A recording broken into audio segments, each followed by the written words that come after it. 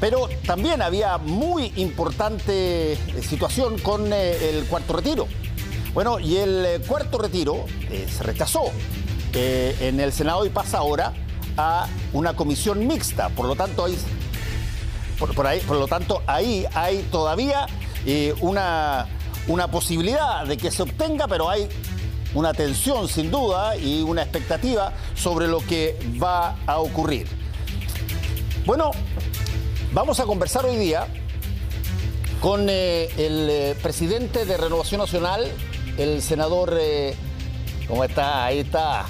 ¿Cómo estás, Fernando? ¿Cómo te va? Francisco Chaguán. ¿Cómo estás, Francisco? Es que hace tanto tiempo que no tenía invitado por Zoom acá, porque ahora podían venir y teníamos los protocolos, pero yo entiendo que tú estabas muy ajetreado ahí en el Congreso. Sí, porque además de aprobarse la extensión del estado de emergencia en la Araucanía hace pocos minutos, y quiero señalar que gracias, y quiero dejarlo muy claramente, gracias a Carolina Goich y también al senador Pizarro, logramos la mayoría necesaria para extender por 15 días más el estado de excepción constitucional en la Araucanía. Hoy día tuvimos en la mañana la votación del cuarto retiro y en la tarde la extensión del estado de excepción constitucional. Y creo decirles sin lugar a dudas que se escuchó en este último caso la voz de los vecinos y ciudadanos de la Araucanía que durante el fin de semana tuvieron una consulta ciudadana donde el 81% de los que concurrieron justamente a las urnas se manifestaron a favor de la extensión del estado de excepción constitucional. Estamos garantizando el derecho a la paz social en la Araucanía y que se tomen todas las medidas justamente para evitar que los delitos violentos, que en este último tiempo efectivamente han estado aumentando significativamente. Recordar que las usurpaciones de tierra en la Araucanía han aumentado en 684% en lo que va de este primer semestre. También hemos tenido un aumento de los delitos violentos y en ese contexto 18 escuelas rurales y también jardines infantiles han sido quemados. Hemos visto también cómo la violencia se ha desatado y en ese contexto la extensión del estado de excepción constitucional de la Araucanía nos permite efectivamente garantizar la paz social y también señalar que en este tiempo ha disminuido en un 50% los delitos violentos. Así que frente al debilitamiento del Estado de Derecho, esta reacción que ha tenido justamente el Parlamento, primero en la Cámara de Diputados, aprobando la ampliación del estado de excepción constitucional y luego el Senado, van en la dirección correcta en términos de garantizarle a todos y cada uno de los vecinos de la macrozona sur paz social y que el Estado comience a ejercer su labor. Ahora, Francisco Chaguán, independientemente de lo que acabas de decir, creo que es importante por lo menos consignar que la consulta que se hizo a la ciudadanía se hizo telemáticamente. Así es. Exacto. Y una de las cosas que más han reclamado los intendentes de la Araucanía y los alcaldes ahí es que tienen una tremendamente baja capacidad de llevar la ingeniería telemática a las regiones y por lo tanto hay un sesgo natural muy fuerte ahí en términos de quienes pueden pronunciarse en una consulta de este tipo porque la gran mayoría no tiene acceso a eso. Yo entiendo que fue un resultado bastante importante a favor de la extensión, pero convengamos por lo menos en señalar un asterisco ahí que un porcentaje muy grande de la población y particularmente porcentajes de personas que están en las zonas rurales no tienen acceso a poder votar porque no tienen infraestructura telemática posible. Sí, si bien yo reconozco que la región de la Araucanía es una de las más desconectadas digitalmente del país y se están haciendo tremendos esfuerzos hoy día como compensación a la instalación de la 5G y también respecto a la adjudicación de las nuevas, al nuevo espectro radioeléctrico y donde la Araucanía va a pasar en los próximos meses a convertirse en una de las más conectadas digitalmente del país.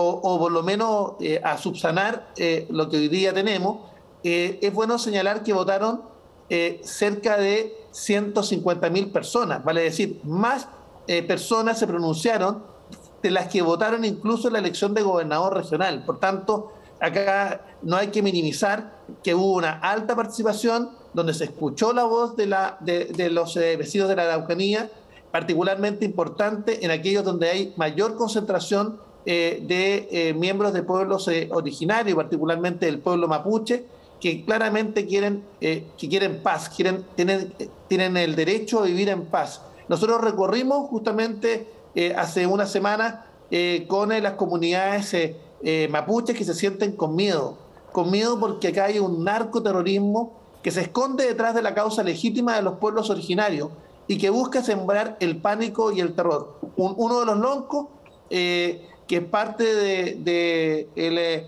Parlamento mapuche, 2 de sus hijos fueron acribillados, otro de los tantos, Aniceto, se le quemó su ruca, se le quemaron también sus herramientas de trabajo.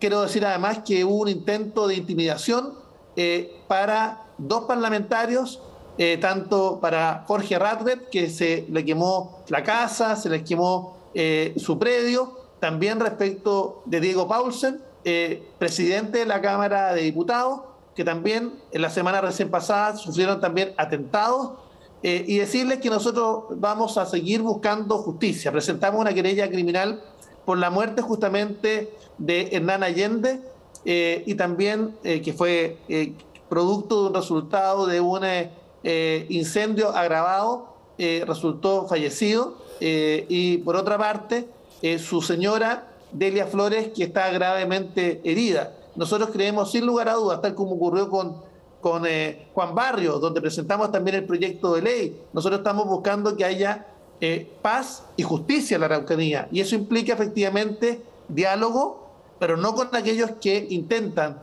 ejercer la acción de la fuerza y la violencia en la Araucanía y en la macrozona sur. Contra ellos, toda la acción de la justicia, y eso esperamos. Y uno de los temas que conversamos cuando presentamos la querella con el fiscal regional es que la unidad de delitos complejos de la Araucanía solo cuenta con una persona, y está supliendo un segundo, pero ciertamente acá faltan los recursos necesarios para la Fiscalía Regional para poder llevar a cabo las investigaciones. De las 119 querellas presentadas durante este año, solo 9% de aquellas tiene efectivamente imputados. Y eso habla efectivamente de una situación de impunidad que tenemos que acabar. Sí. Y de alguna manera, la extensión del estado de excepción constitucional nos permite garantizar a lo menos que hayan las fuerzas, aparte de las fuerzas policiales, las fuerzas armadas que pueden ayudar a controlar el orden público. Por supuesto que esto no significa que la opción nuestra es militarizar la Araucanía, muy por el contrario. Nosotros distinguimos claramente las legítimas aspiraciones de los pueblos originarios de la acción violenta, agresiva, del narcoterrorismo que busca justamente imponer el miedo y el terror en la zona. Francisco Chaguán, conversando el otro día con el alcalde de Temuco, él dijo aquí que a él le parecía que independientemente de muchas de las gestiones que se hacen y de las medidas que se toman, no se puede seguir posponiendo el factor, si tú quieres, de solución política del problema en general, no el problema particular de un caso, de una situación, de una consulta telemática donde del total de la población que podría haber participado solamente participó el 20%. Bueno, sino el fondo del asunto, que es un fondo político. ¿Cómo ves tú esa situación? Absolutamente de acuerdo. Yo creo que acá hay que caminar conjuntamente en asegurar el derecho a vivir en paz de todos los vecinos de la Araucanía y de la macrozona sur, combatiendo, no solamente condenando, combatiendo el narcoterrorismo y la acción de grupos violentistas, como ustedes han visto en los últimos días, que muestran incluso su poder de fuego con armas de grueso calibre y armamento de guerra, sino que también se requiere seguir trabajando en una tarea que ha hecho el gobierno, que yo he seguido muy de cerca, en términos de generar puentes, generar diálogo, donde claramente los terroristas y aquellos que ejercen la violencia no están en la mesa, por supuesto. Acá se está haciendo un esfuerzo muy contundente para los efectos de poder generar diálogo, incluso con ONGs extranjeras, para vincular, generar la paz social que tanto se requiere en la Araucanía y en la macrozona sur. Pero eso parte porque todos los actores políticos condenen con fuerza, con vigor, la violencia. Y también que las querellas criminales que se han presentado lleguen a destino. Vuelvo a insistir, el Observatorio Judicial de la Araucanía nos habla que solamente el 9% de las causas ha tenido imputados. Y esto yo diría que es un tema, yo diría, de la mayor gravedad. Que el fiscal regional no cuente con los recursos necesarios, o que nos diga que también que tiene temor de arriesgar a sus propios fiscales, porque comparecer en el lugar de los hechos se hace cuando han llegado primero las policías. De lo contrario, han habido fiscales que han sido objeto también de atentados. Nosotros también nos hemos reunido con el ministro del Interior, con el Ministerio de Justicia, con el fiscal nacional, y también le hemos enviado una carta abierta a la Corte Suprema, porque estamos dispuestos a hacer todas las adecuaciones legales para que en definitiva el Estado de Derecho opere. Y hemos visto que acá, por una parte, hay un debilitamiento del Estado de Derecho, y por otra parte hay una pérdida de capacidad de asombro de los tomadores de decisión, incluso de aquellos que viven en el centro del país, respecto a lo que pasa a diario en la Araucanía. Y yo diría que el tema y el punto de inflexión, que nosotros hoy día hayamos logrado aprobar la extensión del estado de excepción. Estado de excepción que además nosotros como Renovación Nacional se lo pedimos al presidente, porque la impunidad tiene que acabar en la Araucanía y en la macrozona sur. Francisco Chaguán, déjame traerte de vuelta a las otras noticias que tuvieron lugar hoy día. Bueno, fue aprobada la acusación constitucional en la Cámara de Diputados contra el presidente Sebastián Piñera, y ahora la vas a tener que ver tú con tus compañeros senadores en esta segunda instancia. ¿Cómo estás viendo eso? Bueno, primero señalar que ayer en una maratónica jornada, que uno podría calificarla de distintas maneras, donde tuvimos un diputado como el diputado Naranjo, que estuvo extendiendo la jornada hasta que llegaran finalmente los quórums necesarios para aprobar la acusación constitucional. Nosotros el día martes estamos citados para actuar como jurado, y por tanto yo no puedo adelantar opinión respecto del mismo, pero sí señalar que nosotros vamos a tomarnos, por supuesto, como corresponde, nuestra función y nuestra actividad como del Senado como jurado con la mayor responsabilidad. Y por otra parte, en el día de hoy, como bien sabes, el Senado también rechazó el cuarto retiro. Yo te había señalado en una entrevista anterior que no iban a estar los votos para el cuarto retiro. Y esto es porque nosotros hemos estado trabajando durante largo tiempo en una fórmula distinta. En vez de debilitar los fondos de los trabajadores, estamos trabajando para sacar adelante la reforma previsional que nos permita avanzar en un sistema mixto de pensiones con aporte de los trabajadores, del empleador y del Estado, que nos permita terminar con las tablas de mortalidad, logrando subir en un 30% las pensiones aquí y ahora, tanto para los ya pensionados como los futuros pensionados, y además reemplazarlo por un organismo técnico especializado que nos permita efectivamente evaluar la expectativa de vida de los chilenos. Adicionalmente, y hacer una reforma estructural al sistema de pensiones. Quiero decirle que el gobierno me encargó lograr hablar con el senador Letelier, con la senadora Goich y con la senadora Jimena Rincón para buscar puntos de encuentro, a ver si es posible empujar esa reforma previsional ahora, antes de que termine el gobierno del presidente Piñera.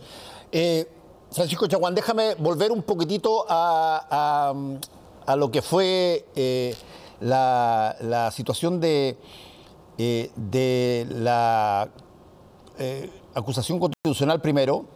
Tú mencionaste, y en tono medio satírico, lo que había sido la actuación del diputado Jaime Naranjo en esto, que tomó casi 15 horas de discurso. Ahora, está bien, yo creo que ese tipo de cosas son tan estrafalarias que de repente agarran mucho. Pero lo que me parece a mí hasta cierto punto, Pancho, injusto y además un poco hipócrita, es que la memoria no funcione. La primera vez que yo vi personalmente a un parlamentario hablar más de 6 horas o 7 horas fue en 1993, cuando el diputado de la UDI, Jorge Ulloa, hizo todo lo posible con un discurso gigantesco para que el diputado Pablo Longueira pudiera llegar desde Concepción a votar la acusación contra 3 jueces de la Corte Suprema, acusación constitucional, y el auditor general del Ejército en esa época. Y por lo tanto, nadie dice, oye, esto es escandaloso, parece ridículo, y también lo hicimos nosotros, la verdad, sí. Lo hicimos nosotros en esa época y aplaudimos cuando resultó la situación en el sentido que se quería. Entonces, yo entiendo y me parece que es justo hacer críticas sobre formas, pero con un poco de memoria histórica también. Obvio, ni lo uno ni lo otro, ni lo uno ni lo otro. Y ciertamente yo creo que acá ciertamente se abusó del procedimiento, se abusó del tiempo de los parlamentarios. Estamos calculando cuánto le costó al Parlamento las 15 horas de discurso del diputado Naranjo. Créame, en horas hombre, en personal, en funcionamiento administrativo de la Cámara de Diputados. Entonces yo creo que también hay que tener cuidado con los abusos, de uno y otro lado. O sea, acá se requiere cumplir la labor, por supuesto, parlamentaria, pero ciertamente yo creo que más allá del fondo, porque yo el fondo me voy a pronunciar como jurado cuando me corresponda, pero sí respecto a las formas, quiero decirle claramente que hubo un abuso por parte de los tiempos, con repeticiones de 4 pasajes 2 veces del libelo acusatorio, y por tanto yo espero que, en definitiva, todo el tiempo que se gastó durante este periodo legislativo en acusaciones constitucionales, en interpelaciones parlamentarias, por supuesto que es un tema complejo cuando hay tantas necesidades por resolver en nuestro país, donde se requiere capacidad de entendimiento. Y por tanto yo espero que esa misma energía se gaste en ponerse de acuerdo respecto de cómo somos capaces, por ejemplo, en sacar adelante la reforma previsional y la reforma a la salud. Y yo soy de los que he emplazado a mi gobierno, y lo he emplazado contigo en este programa, para poder sacar adelante la reforma previsional. Y quiero decirte que por lo menos estamos bien encaminados. El ministro de Hacienda me ha encomendado esa tarea, estamos tratando de construir esa minuta para ver si podemos llegar a un acuerdo que nos permita justamente sacar adelante la reforma previsional. Ese es un compromiso y que pudiera mejorar las condiciones de vida, de dignidad de los pensionados chilenos, y eso es fundamental. Francisco Chaguán, en el ámbito de lo que puede ser, por ejemplo, la otra variable, que es el cuarto retiro, que fue aprobado por la Cámara de Diputados, pasa ahora al Senado. Bueno, hasta ahora los 3 retiros han sido apoyados transversalmente, no solamente han sido votos por parte de la oposición, sino que ha habido mucha votación también por parte de parlamentarios de Chile Vamos. Y de hecho hay senadores que han dicho que van a votar a favor, como Marcela Sabat, como Manuel José Sandón, y sin embargo... Bueno, hoy día se realizó la votación. Sí. Hoy día se realizó la votación. Se rechazó con el voto de la senadora Carolina Goich. Yo quiero agradecer la coherencia que ha tenido Carolina Goich, en términos de que acá, privadamente, todos dicen que es una mala política pública, todos hablan del efecto inflacionario que pudiera generar. De hecho, la inflación acumulada en el último año es de 6%, este último mes fue de 1,3%, y ciertamente habla de que finalmente el retiro lo terminan pagando las personas más vulnerables. Por eso es tan importante, ahora que este proyecto pasa a comisión mixta, es ver el alcance de lo que puede hacer la comisión mixta. Y acá tenemos otro problema, Fernando, que yo te quiero adelantar. A ver, ¿qué? Hay algunos que sostenemos que la comisión mixta solo se puede pronunciar respecto a la admisibilidad de la discusión legislativa del cuarto retiro. Otros, en cambio, pretenden zafar justamente un trámite legislativo del Senado y pasar derechamente a un acuerdo respecto de las condiciones que debiera darse ese cuarto retiro. Y acá nosotros vamos a ser muy rigurosos. Acá no es posible que se salte la discusión de fondo en el Senado si finalmente la comisión mixta acuerda, cuestión que yo diría que va a ser improbable, que pues es posible discutirlo en particular si es que ya hubo un rechazo del proyecto en general. Entonces va a haber una discusión de fondo y de interpretación de la norma que está establecida en la Constitución, porque este procedimiento no está arreglado por nuestra Carta Fundamental. Ahora, han habido precedentes en uno u otro sentido, pero lo que no ha habido, básicamente, es que haya una regla de cómo enfrentar esta situación cuando un proyecto se ha aprobado en una Cámara y es rechazada la idea de legislar en la segunda Cámara. Ahora, Francisco Chaguán, te quiero preguntar directamente esto porque en un momento dado tú insinuaste pasar a Tribunal Supremo de partido a determinadas personas en otro de los retiros. El candidato del sector, Sebastián Sichel, fue explícito al decir que iba a haber represalia electoral si es que alguien eventualmente votaba a favor de los retiros. Aún así han habido senadores y parlamentarios que han dicho desde tu sector que votaron a favor del retiro. A ver, ¿qué tanto esas personas arriesgan con lo que hicieron, arriesgan una situación política electoral tal cual como el propio Sebastián Sichel dijo? No, primero señalar que nosotros como partido, si bien tomamos una posición como comisión política, acordamos claramente que no habían órdenes de partido en materia de apoyos o no al cuarto retiro. La posición del partido, afianzada en 2 comisiones políticas ampliadas, es que nosotros somos contrarios al cuarto retiro por todos los efectos que generan y que en definitiva esa relación, por ejemplo, no solamente el efecto inflacionario que está generando, que están pagándolo justamente los sectores más vulnerables, sino que además por la seriedad de las reglas del juego. Ya hay 17 demandas presentadas por aseguradoras respecto de rentas vitalicias. Y hoy día yo hice en particular una reserva de constitucionalidad sobre el tema. Lo que nosotros hemos señalado ciertamente que si bien hay libertad de acción, había una posición del partido que era contraria al cuarto retiro. Lo que ha hecho el candidato presidencial respecto a efectivamente de estar vigilante respecto a la votación de cada uno de los parlamentarios, una cuestión que responderá el candidato presidencial, pero Renovación Nacional en esta materia, si bien tiene posesión, no hay órdenes de partido respecto de la votación de cada uno de sus parlamentarios. Yo quiero agradecer sí la consistencia y la coherencia de Carolina Goich. Carolina Goich hoy día dio una señal muy potente. Nos dio el voto no solamente para el rechazo del cuarto retiro, sino que también nos dio el voto para la ampliación de la extensión la ampliación o extensión del estado de excepción constitucional en la Araucanía. Y por tanto yo diría que también hay un punto de inflexión respecto a Carolina Goich, que es una senadora que no va a la reelección, del cual yo tengo la mejor impresión, que es absolutamente responsable en sus votaciones y por tanto mis reconocimientos al trabajo, la consistencia y la coherencia de Carolina Goich en el Parlamento.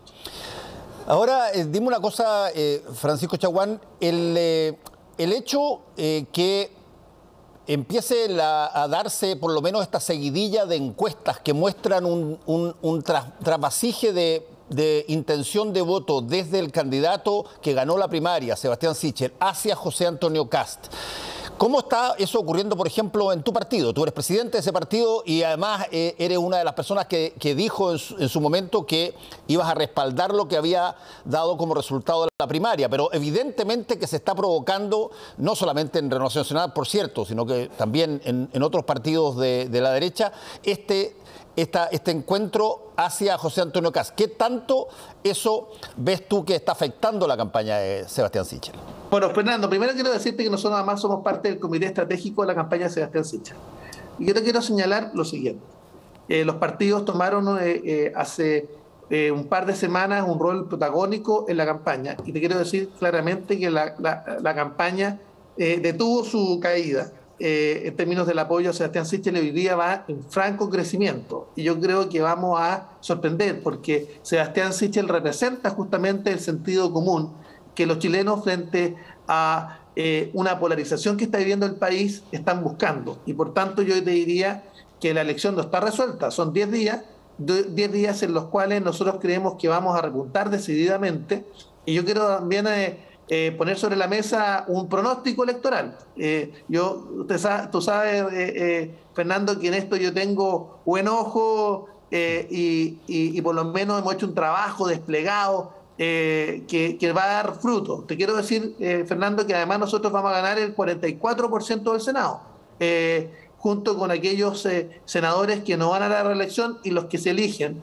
Y Renovación Nacional va a seguir siendo la principal fuerza política parlamentaria en el Senado y en la Cámara de Diputados, porque aspiramos justamente a representar ese Chile de cambio que hoy día se está viviendo. En ese contexto, por supuesto, que Renovación Nacional ha puesto énfasis también en la madre de todas las batallas, que es la elección parlamentaria, y también no desconociendo el rol importante que tenemos en la elección de consejeros regionales. Por tanto, pongo sobre la mesa, Fernando, y te desafío a que el día 22 de noviembre o el 21 de noviembre en la noche, te recuerdes estas palabras. Renovación Nacional va a lograr un gran resultado y vamos a obtener como coalición, como Chile Vamos, el 44% del Senado, lo que va a permitir equilibrar justamente las fuerzas, y en la Cámara de Diputados vamos a estar sobre el 40%. Así que esperamos tener un gran resultado del sector. Cuando hablo del 40% en la Cámara de Diputados, estoy hablando entre los diputados que saque Chile Vamos y los del Partido Republicano,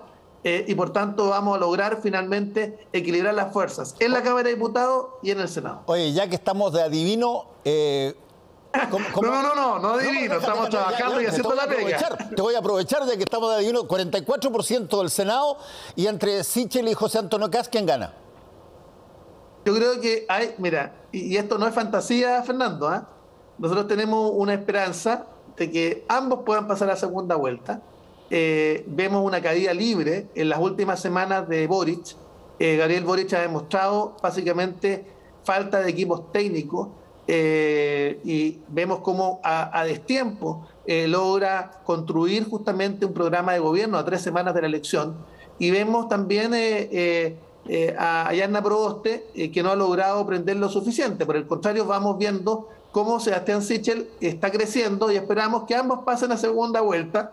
Y acuérdate de mí, si esto llega a pasar, sería un éxito impresionante para el sector. De lo contrario, nosotros vamos a apoyar al candidato del sector que gane, que pase a segunda vuelta, sin antes un acuerdo programático que nos permite, por ejemplo, en materias tan importantes como el Ministerio de Mujer y Equidad de Género, que es tan importante para nosotros, o temas tan relevantes como entender que somos parte de una comunidad internacional y donde tenemos Pancho, también...